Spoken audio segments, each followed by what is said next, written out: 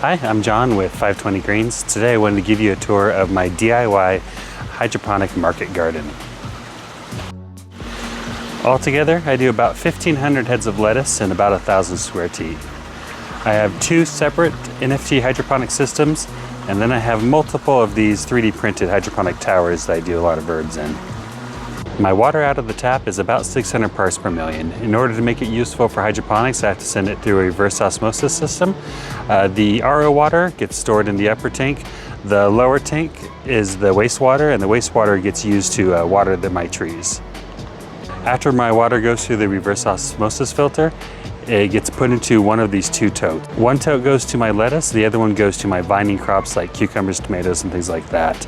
Each one of these holds about 330 gallons of nutrient solution, and I use these to top off my working reservoirs for each system. To keep track of my water level, I built these ultrasonic water sensors out of ESP32 development boards. These are pointed down at the water and give me an accurate reading of how much water is left in each tank. My greenhouse is a 20 by 40 hoop house I ordered from Bootstrap Farmer. I ordered a kit from them that included the hardware, the shade cloth, and the plastic. Everything else came from Home Depot. In addition to the 20 by 40 section, I also added this little extension here in order to get a few more heads of lettuce growing. I have two separate NFT hydroponic systems in here. One of them has a little over 40 gutters. The other one has about 30 gutters. Altogether, I do about 1,500 heads of lettuce if you include the nursery section. In addition to the NFT sections, I also have these 3D printed hydroponic towers that I do all my herbs and basil and things like that in. My working reservoirs are 100-gallon stock tanks that I have buried. This one has a waterfall pump from Home Depot that feeds a 3/4 inch line. It goes through this flow meter. This flow meter is connected to an ESP home that tells me how many liters per minute are flowing. From there it comes up and feeds each one of these sections of pipe. To keep the pH in check, I bought these Milwaukee pH controllers. They're not the most accurate, but when you only need to keep it within a range of 5.5 and 6.5, they do a great job.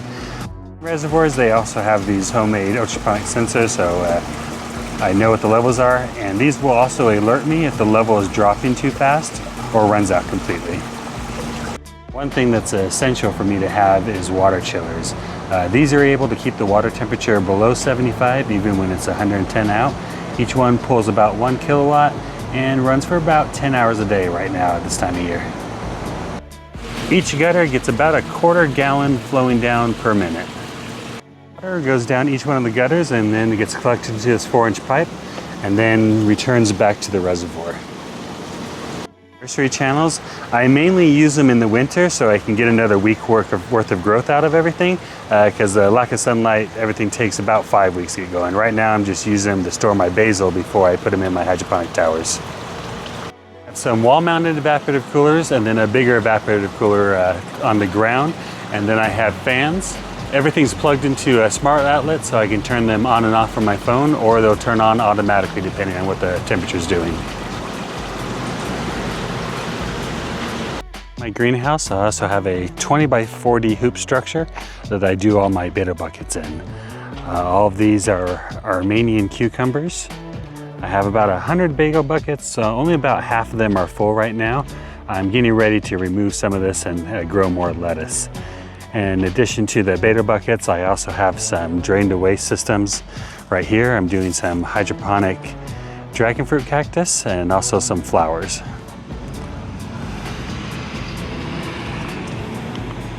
House, I do a bunch of miscellaneous stuff. Right here I have some habanero pepper plants, some sweet banana peppers, some bell peppers. There's some watermelon growing. I have a bunch of tomatoes that haven't been producing for the last 4 months or so. They're about ready to get a trim, and they'll start producing here in a few weeks once the temperatures drop. I also have some Japanese eggplant and just a whole bunch of cucumbers.